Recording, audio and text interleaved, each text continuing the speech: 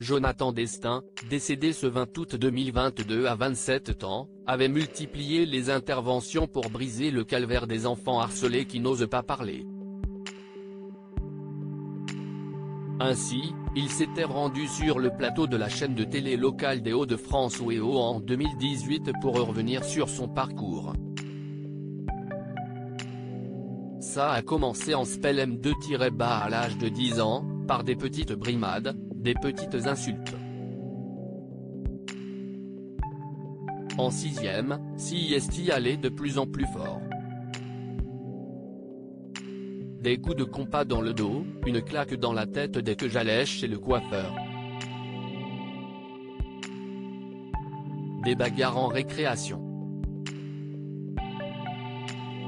Ils étaient tous contre moi. Ça a été de plus en fort et CIST allait jusqu'aux raquettes. Malgré le fait d'avoir changé d'école, le harcèlement se poursuit. J'ai été dans le privé en pensant que ça serait mieux que le public, mais en fait non. Pas du tout, car CIST là que le racket a commencé.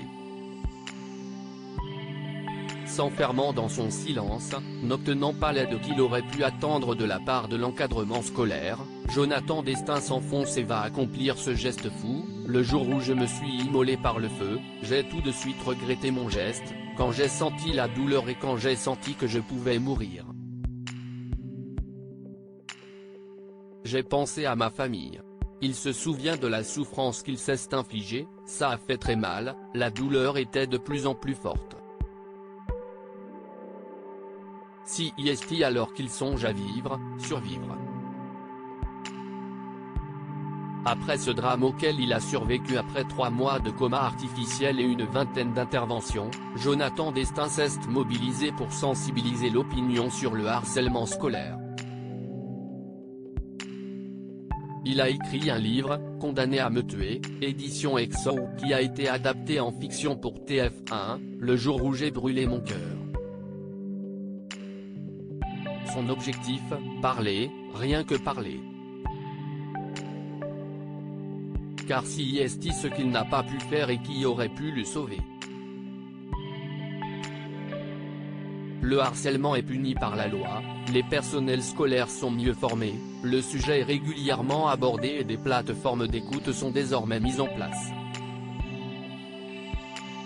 En 2018, à l'heure de la diffusion du téléfilm de TF1 inspiré de son vécu, il avait fait part de ses rêves aux Parisiens: je rêve de travailler, de passer mon permis de conduire, d'avoir mon indépendance. J'étais très attiré par la cuisine et la pâtisserie. Avec mes problèmes de santé, CIST compliqué. Cela reste un passe-temps. J'aimerais devenir informaticien. Je vais bientôt commencer une remise à niveau car j'ai arrêté l'école en milieu de la 3e professionnelle sans avoir le brevet. J'ai la volonté. Je vais de mieux en mieux.